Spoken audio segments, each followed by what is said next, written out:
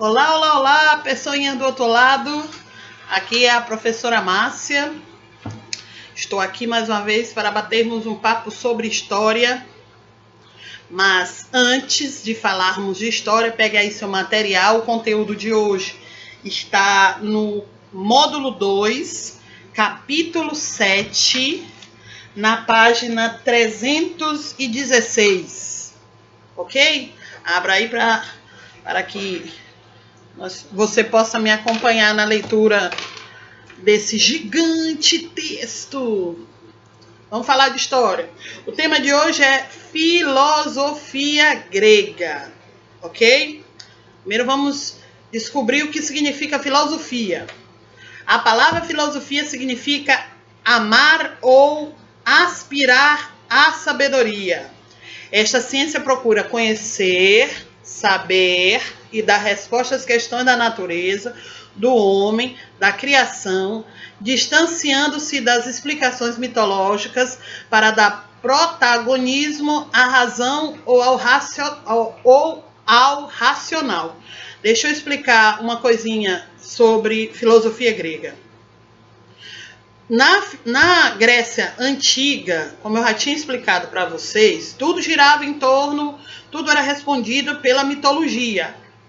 Porém, um grupo de pessoas que foram dado a ele o nome de filósofos começaram a questionar algumas áreas da vida humana sem o uso dessa mitologia antiga.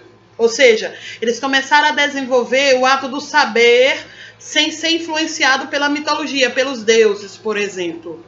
Essas pessoas que começaram a buscar respostas além dos deuses são chamados de filósofos. Aí tem uma outra interpretação sobre filosofia, que eu acho essa mais bonitinha. Filosofia significa amizade pela sabedoria.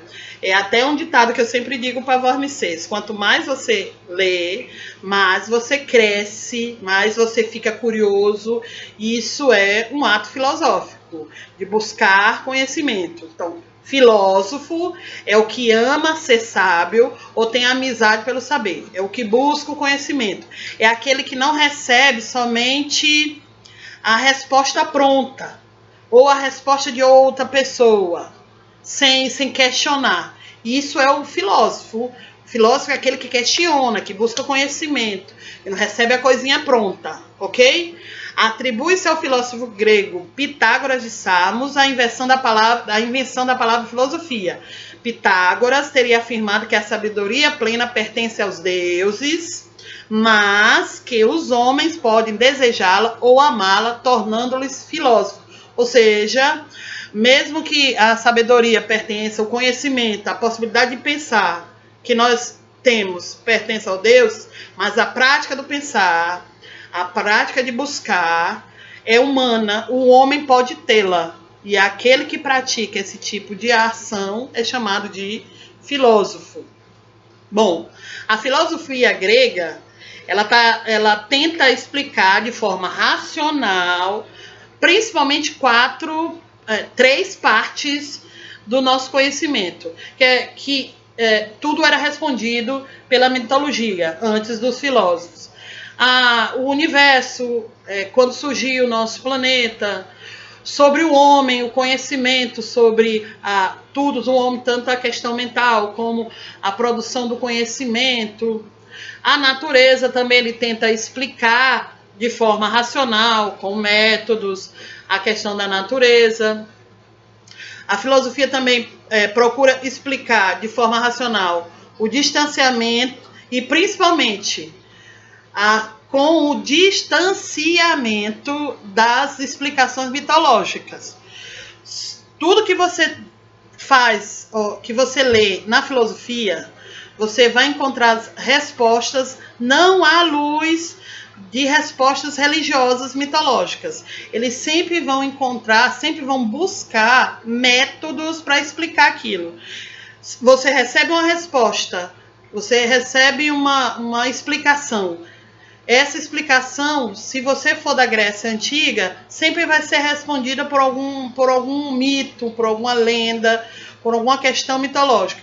Já para os filósofos, você pode até receber essa informação, mas você só vai dar veracidade àquilo através de métodos, através de pesquisas, para justificar a veracidade daquela informação. Bom, eu vou trazer para vocês, e o livro de vocês tem 4 principais filósofos daquele período. O primeiro foi Tales de Mileto, é considerado o primeiro pensador grego e também chamado de pai da filosofia. Foi astrônomo, chegou a prever um eclipse total do Sol, só lembrando que a gente está falando de um cara que nasceu em 623 e morreu em 546 a.C., ou seja, sem todo esse mecanismo que nós temos moderno. Ele conseguiu prever um eclipse do Sol. Então ele é considerado o pai da filosofia, também o pai da astronomia.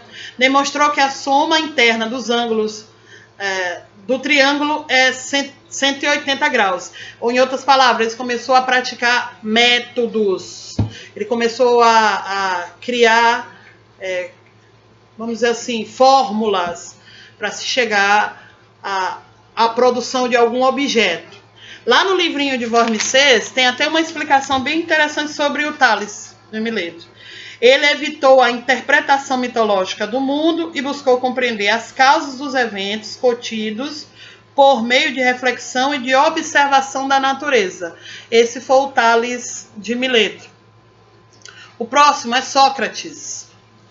Sócrates, ele nasceu por volta de 470 a 399 a.C. A principal frase atribuída por Sócrates é: só sei que nada sei e sobre tudo devo refletir. Ele defende a ideia de que só o conhecimento de si próprio e de tudo o que rodeia o homem lhe permite chegar à virtude, à verdade, ao bem e ao belo. Então, só através do conhecimento, só através da reflexão. Aqui no livro de vocês, ainda soma mais um pouquinho a isso. Ele criou um método de perguntas e respostas para chegar ao esclarecimento das questões. Sempre quando vinha algum ponto para ele, ele fazia uma pesquisa muito profunda para assim conseguir dar a resposta sobre esse evento, esse ato, esse acontecimento. Um outro grande filósofo daquele período foi Platão. Ele viveu por volta de 427 a 347 a.C. Ele era aluno de Sócrates, esse que eu acabei de falar, deixa eu voltar aqui. De Sócrates, que a principal característica dele é a busca do conhecimento através de métodos, através de pesquisa. O Platão era aluno dele, aluno de Sócrates, viveu em Atenas, já numa época de crise e de decadência de Atenas, defendeu a existência de uma sociedade perfeita, justa e harmoniosa com a natureza, valorizou o conhecimento empírico baseado na experiência. Lembra que ele é aluno de Sócrates, que defende a experiência, sobretudo a razão e a moral, ou seja, busca constante do conhecimento. No livro de vocês vem acrescentando assim: para Platão, o conhecimento verdadeiro estaria no mundo das ideias, e a mais importante delas seria a ideia do bem. Buscar a harmonia através da razão. E o último é Aristóteles. Ele viveu por volta de 384 a 322 a.C., aluno de Platão, que foi aluno de Sócrates, defendeu a observação do real, da experimentação e a valorização da razão para sistematizar os conhecimentos com vista à procura de causas e leis gerais da matéria. Aí no livro tem até explicando. Costumava refletir sobre vários campos do conhecimento, como lógica, ética, política, poesia e drama, biologia e zoologia. Então ele dizia o seguinte, que você deveria, ao receber uma informação, você deveria procurar as causas, principalmente em outras áreas do conhecimento, ok? Esses são os principais filósofos lá da Grécia Antiga. Então, por hoje, essa microaula está chegando ao fim, mas antes, vamos às minhas considerações finais. Primeira coisa, se você tiver alguma dúvida sobre algo que eu acabei de explicar, depois é lógico de você ler a página 316, fazer, lógico, uma pesquisazinha lá pela internet, em outros livros.